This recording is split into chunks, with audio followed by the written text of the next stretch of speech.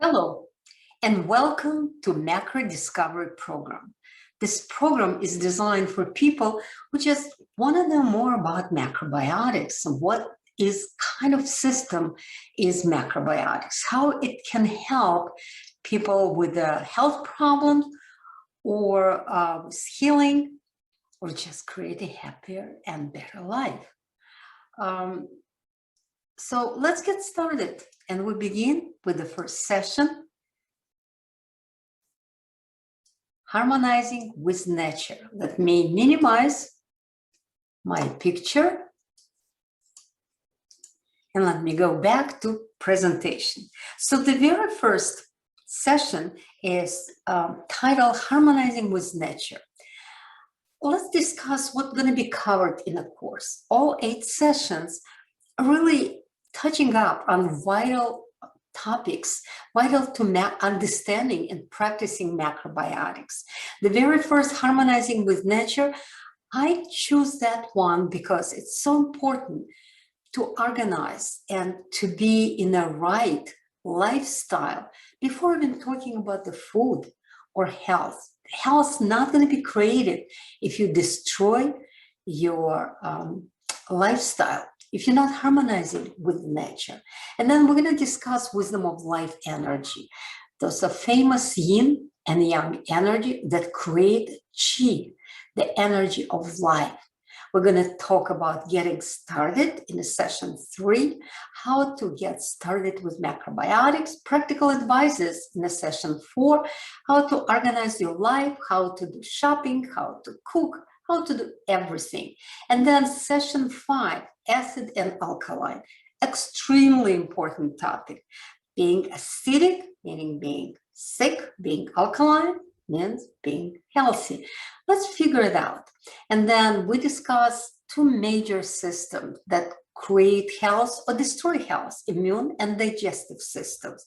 5-element theory is a session 7 that puts it all together as a theoretical background to understand all the relationships you're involved with.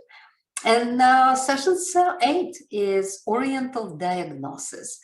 We'll diagnose ourselves. We figure out how we know we're sick or healthy by just looking at our face, hands, bodies, certain symptoms that really going to help us to understand health issues. So let's get started. Some time ago, I created a website, elizabethsker.com. You can see it here. And I posted a lot of information about macrobiotic right there. So starting macrobiotics help you to get started with it, gives you all the information you need to get started and understand macrobiotic. But most importantly, I wrote the book, Practical Macrobiotics. My site is bilingual. It's in Russian and in English. So choose the language you prefer. And books is also written in English and in Russian. So choose the book you prefer to read. And I would encourage you to look at it because it also has a lot of interesting examples and suggestions and explanation. So please use that website to your advantage, and everything is free there, so enjoy it. And we're going to start with Dan's story. I love starting it because it set up the mood and understanding of what required to understand, to get into Eastern philosophy and mentality. Nan-in, a Japanese master during the Meiji era, received a university professor who came to inquire about Zen. Nan-in served tea. He poured his visitor's cup full and then kept on pouring. The professor watched the overflow until he no longer could restrain himself. It's overfull, no more will go in. Like this cup, Nan-in said, you are full of your own opinions and speculations. How can I show you Zen unless you first empty your cup? it's such a nice story. It gives you an idea that as much as you want to learn new things, we still hold on to old beliefs and knowledges. And maybe going into macrobiotics and discovering what I'm going to share with you, you need to empty your cup. You need to get that information. You need not to compare, not to fight with it, but open your mind, open your heart, and listen and accept and ask questions, of course. So how you maintain physical health? We all know that it's based on regular physical activity, very good nutrition, meaning food, eating well, and adequate rest. Healthy lifestyle not only changes your body, it changes your mind, your attitude, and your mood. So maintaining that seems easy, right? We're being active, we eat good food, we sleep at night, so what else needs to be there? Do we do it correctly? Do we do it the way that maintains, support, and help the health? So why harmony with nature? Look how beautiful the nature is. Look how everything fits into this nature without fighting it, just accepting it, just being there. Not every day is as beautiful as this picture, but it doesn't matter what the picture is. It's important that the nature not fighting for itself. It just accepts whenever they're there. And we're part of that nature. We need to cooperate with it. We need to live in a harmony with it. Then the health is going to be more prominent. One of the men that I met personally and was really impressed by his presentation and him as personality with a lot of amazing streaming and energy coming out of him. Look at his eyes. He really says that we produce societies with all major conveniences, and those conveniences gradually and slowly, sometimes faster than we wanted to, start killing us because we forgot how to do things by ourselves. We rely on conveniences provided for us. So we evolve as a whole system, being a part of our solar system, our galaxy, universe, and to maintain our health, we need to be in sync. We need to be synchronized. We need to be in balance with that whole system. But today we ignore it, trying to live the way we want, trying to change the weather, especially that Western mentality where we going to be changing the world around us. And Eastern, let's learn, let's understand, let's adjust to it. So yes, macrobiotic based on Eastern philosophy and principle. So let's move forward with that.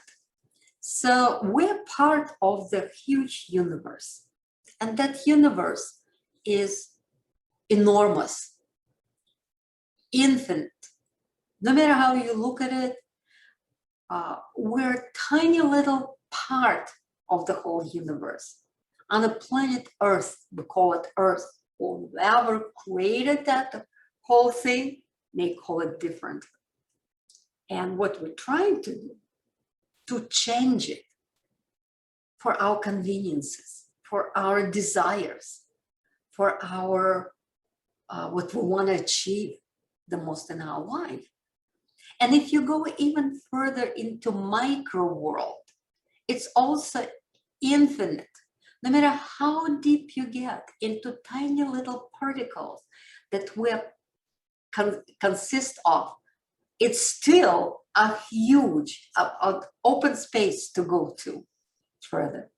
So what people notice that our Earth, our planet Earth, rotates around sun. And those rotations and Earth's rotation around the axis also created a very interesting effect, changing seasons, creating equinoxes and solstices, four major places of Earth that the climate drastically changes. And total rotation around the sun takes about 365 days, sometimes 366 days. And each rotation around axis of the Earth takes 24 hours. So putting it all together, we created a calendar where we know for a fact, it's like the law of nature.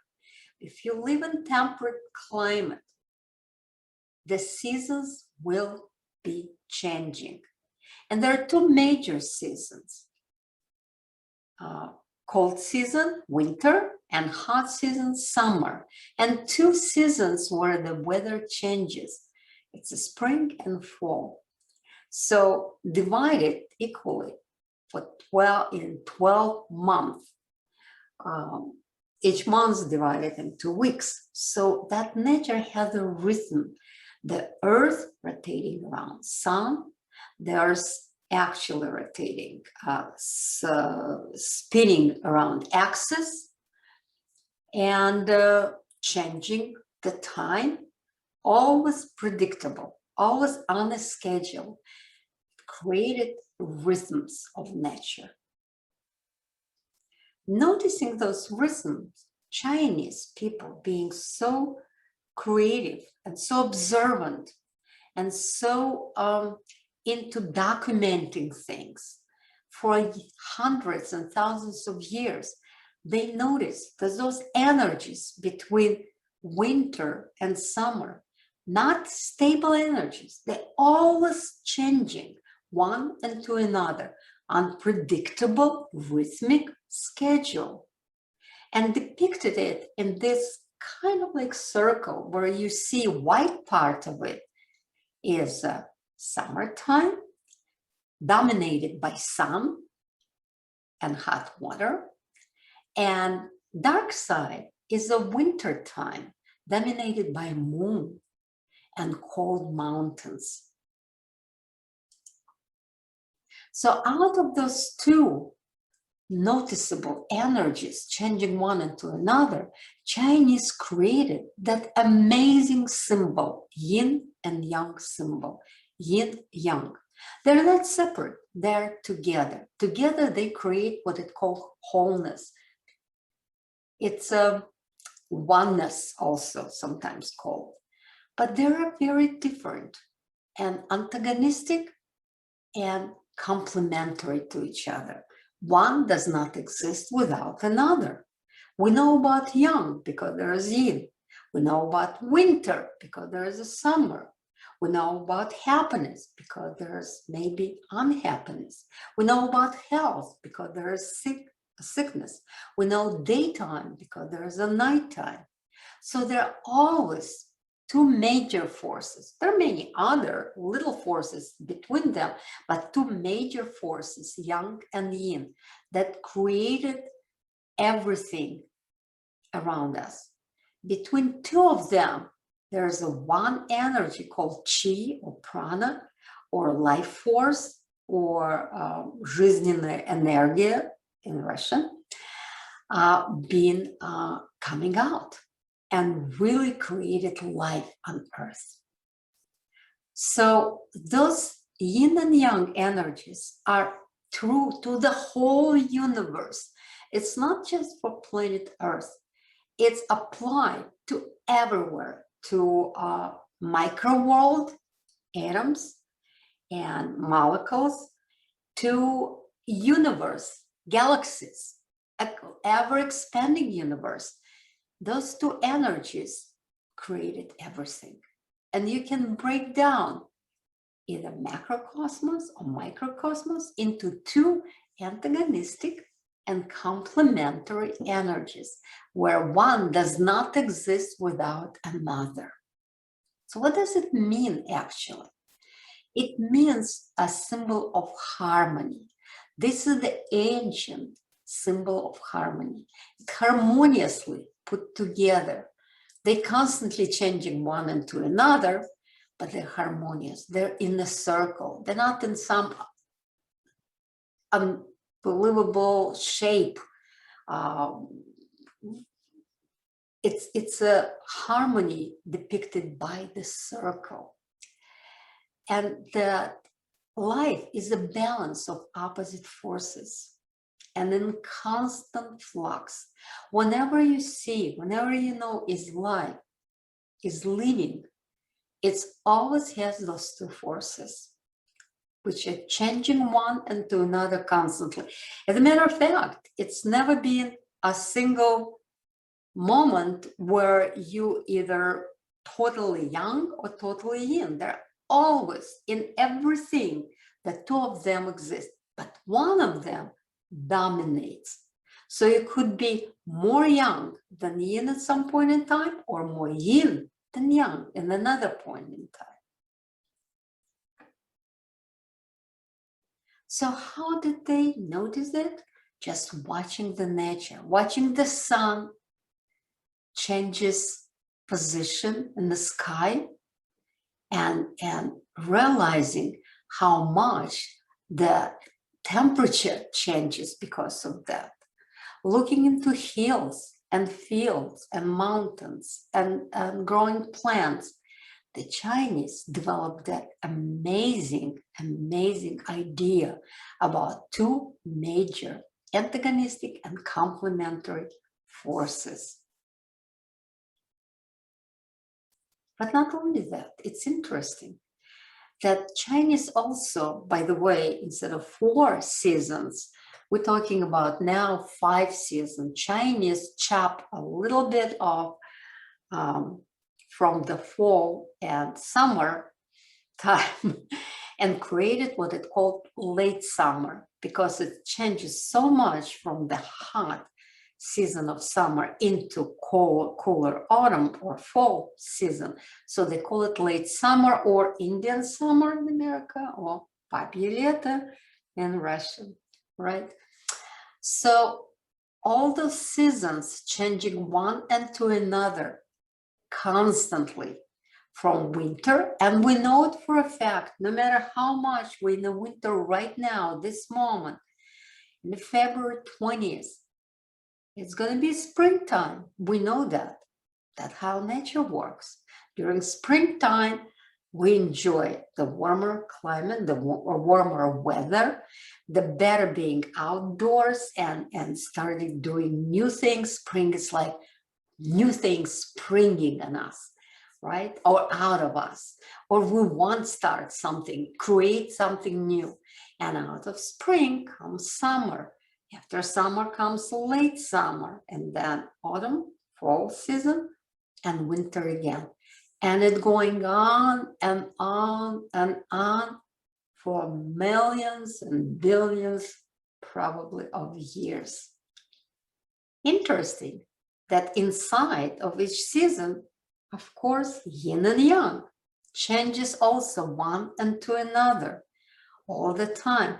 Beginning of spring is different than end of spring. It's not exactly one particular energy during the whole 3 months of spring or summer or winter.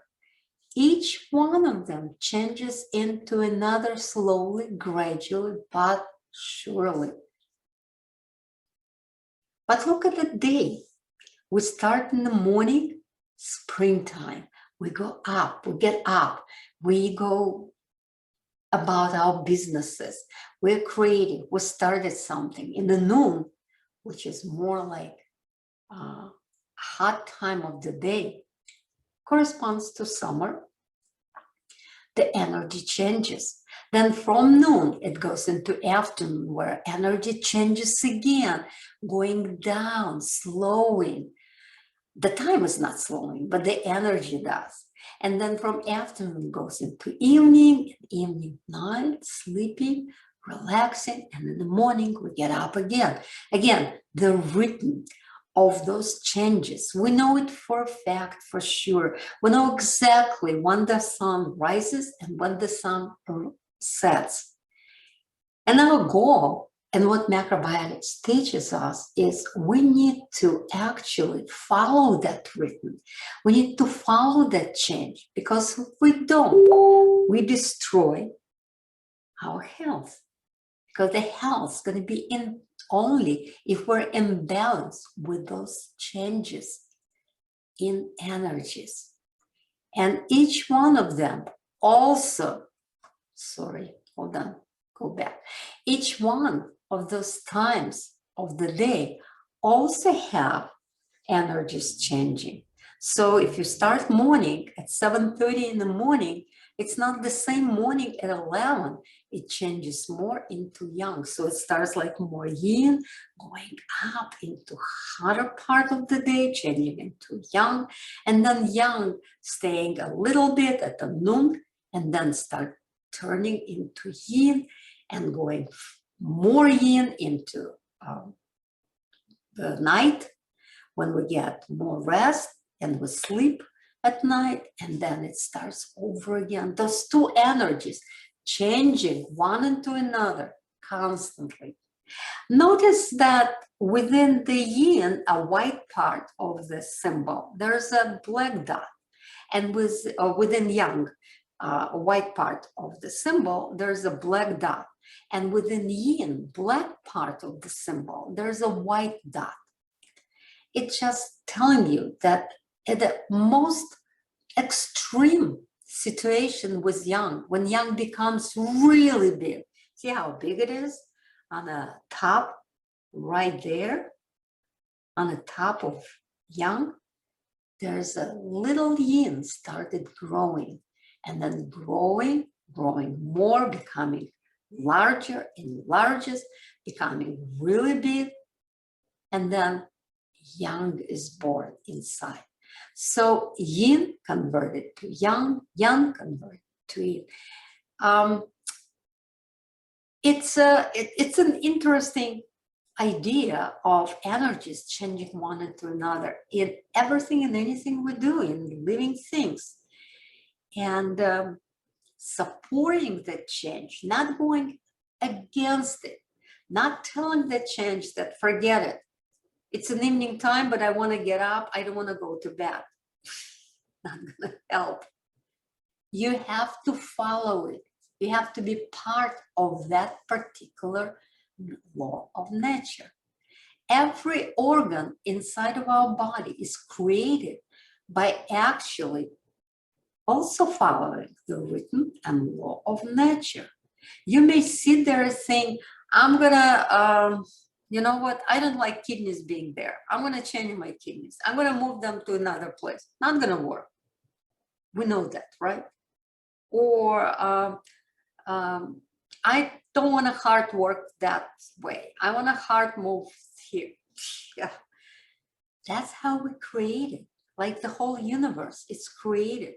Can we support our vital organs, major organs, or all of the organs, the way that it creates health? Of course, we're going to die. Of course, it's going to be worn out, and at some point in time, they won't be able to work. But providing to each organ maximum energy throughout the day, throughout the seasons, throughout the year, the whole year, is what the goal is. More energy you provide for each organ at the right time of the day and right season, the right energy, healthier you're going to be. By the way, food is also energy. We're not looking at a food from caloric point of view. Food is energy supply for us. So food, air, everything around us provides us with energy or takes away energy. So what Chinese created, what it's called 24-hour circadian clock. according to traditional Chinese medicine, and sometimes abbreviated as TCM.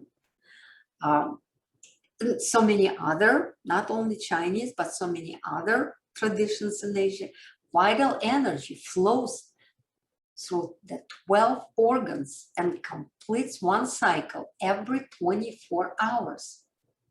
So interesting. So every 24 hours, we have certain energy coming through our body.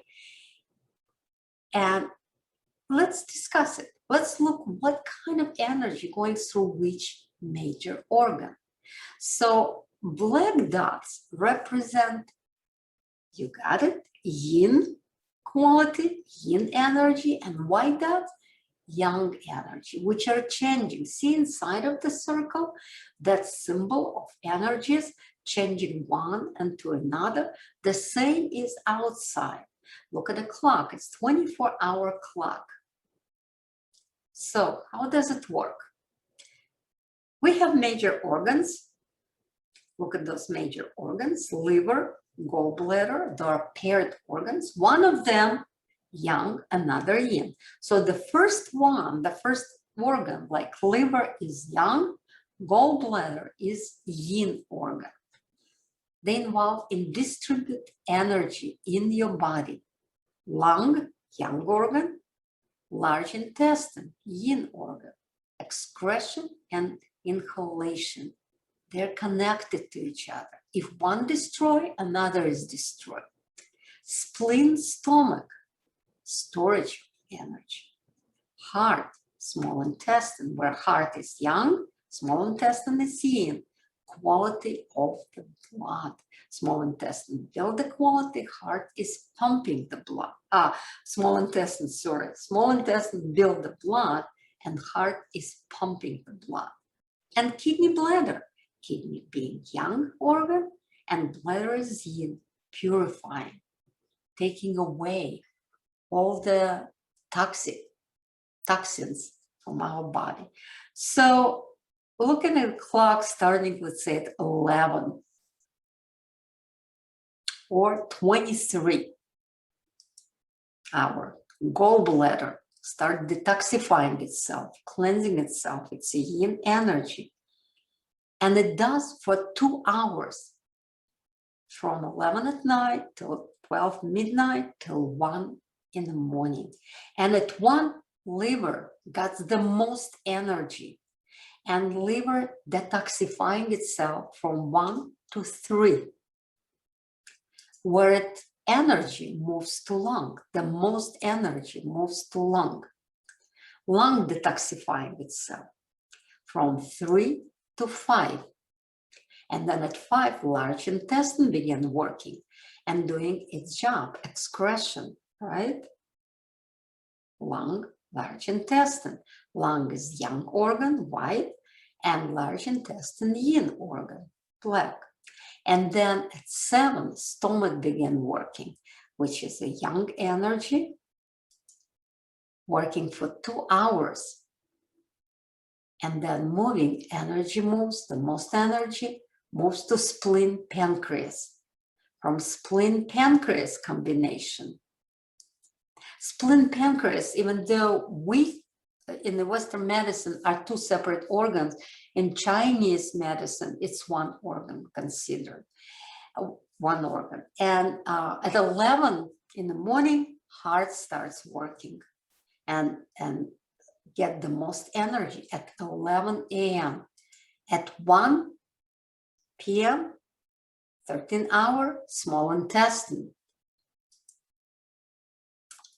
At 3 o'clock, bladder, which is yin energy, moving to kidneys, right, into yang energy. At 5 o'clock. At 7, pericardium, we're going to talk about it. I'll explain what it is later. And then sun jiao, another type of, it's not an organ, but it's function, and you're going to see it in a moment. So what I'm trying to show here is that the energy goes through this organ and that time of the day the most. let's say heart, at 11 in the morning, the energy, most energy is 11 in the morning passing through heart. Right across at 23, at 11 at night, the least amount of energy passed to the heart, the least. The same is true for every organ, like bladder. The most energy going into bladder at 3 o'clock in the afternoon, the least energy going to bladder at 3 in the morning. The same with the kidneys. The most energy passing kidneys, come to kidneys from the universe, is at 5 o'clock in the afternoon, 17th hour. And the least energy going to kidneys at 5 in the morning. That's how Chinese created circadian clock. Now, when you think about it, how would you apply it into your life?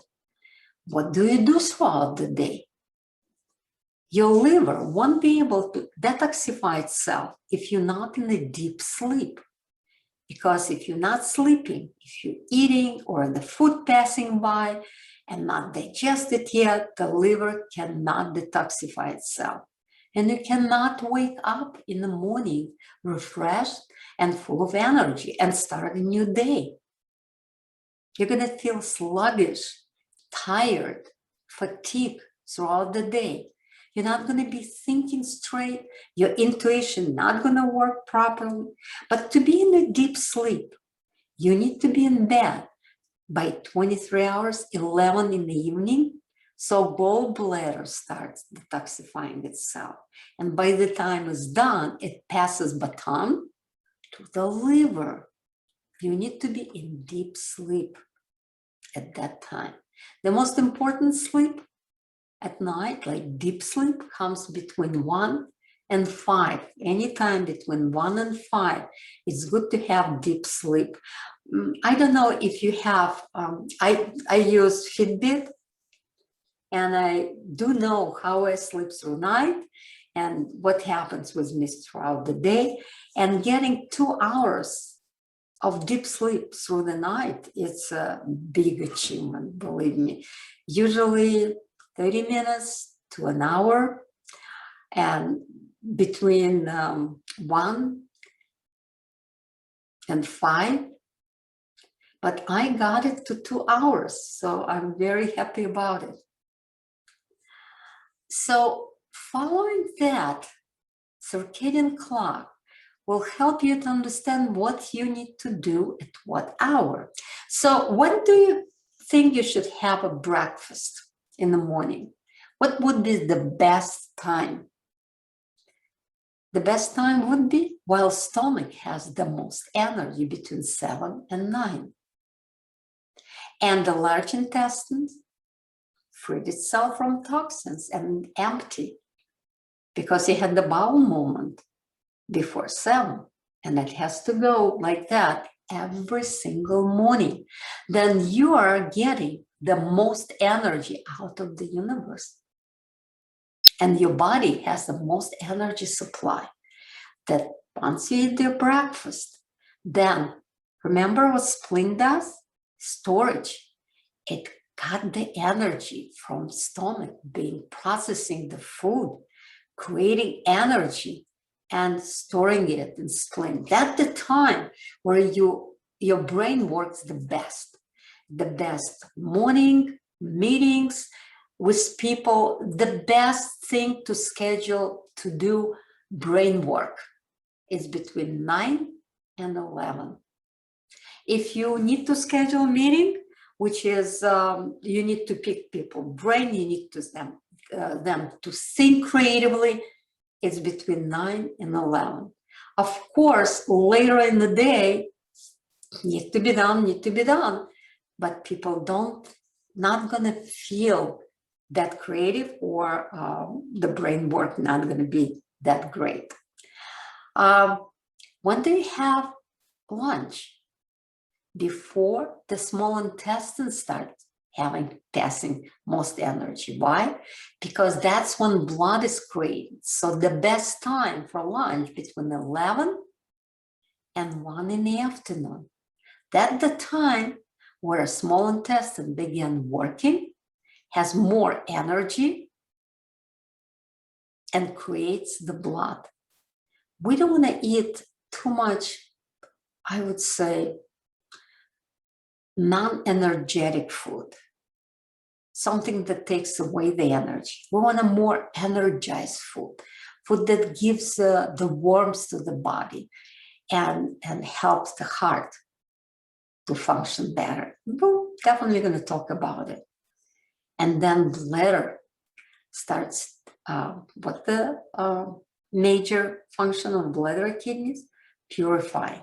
So from all the food you ate in the morning, bladder and kidney began working, purifying your body from acidity. So if you ate a lot of acidic food, a lot of acidic food exists in this country, especially in the fast food area. So bladder and kidney are gonna overwork. But it's better if you eat and get used to it. It's better you eat it at lunch because that's the most energy bladder and kidney gets. Then in the evening before you go to bed, because that's the least energy bladder and kidneys have, and they cannot purify the blood. They cannot get rid of toxins, and the toxins stay in the body. Now, let's discuss what pericardium and sanjiao, which are very important. So pericardium is like a sac where your heart is located. It protects the heart from pathogens invading your heart and your mind. So it protects the heart. And we know because we rarely hear about heart cancer, for example. If pericardium works well, it protects the heart beautifully. Unfortunately, it cannot protect from arteries problems. It's the food you eat, but pathogens not going to get through the heart. To the heart. Protect the mind, provides blood circulation to the heart. What else is here?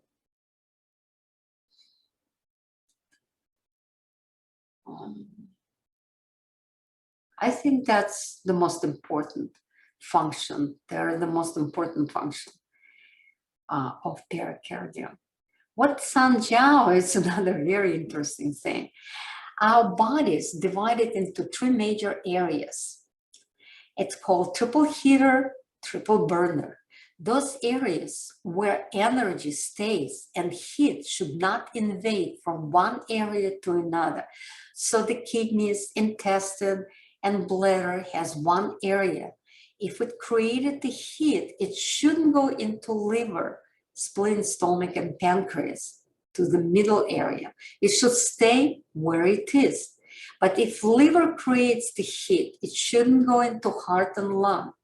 And you know, sometimes people feel too much heat in their head, or especially women in certain ages. So it's because the heat cannot retain in places, because liver doesn't function well and triple heater doesn't work well. So the time for triple heater is 9 o'clock in the evening. That's the time where you're not exercising like crazy, you don't do anything extreme, you're winding down.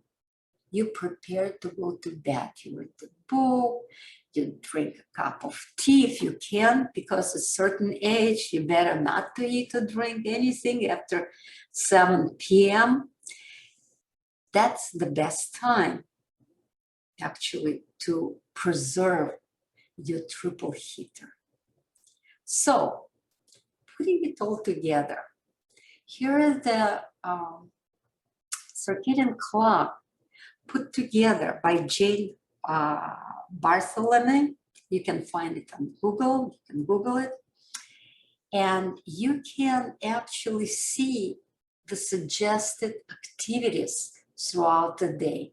Of course, you can do whenever you need to do and how you need to do, but those are suggested activities throughout the day. Take a good look at it. Let me move my picture out, up, so you can see the whole chart better, and try to follow it. Stay on this slide for as long as you need to study it. Now we have kind of like tea break. So we finished part 1 of the first session, and we're going to start with part 2 right after that. What I recommend, since you were sitting in front of a computer listening, brain worked, you read a lot, maybe you stand up, do a little bit of stretches, walk around, stretch your legs, have a cup of tea, like I said, and enjoy a little bit time off, and then come back and finish it as a part 2 of the first session.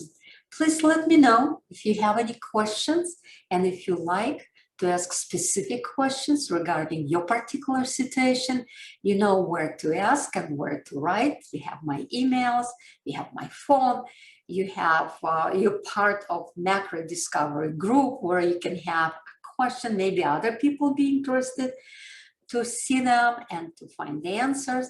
So enjoy and see you soon in the part 2. Bye-bye.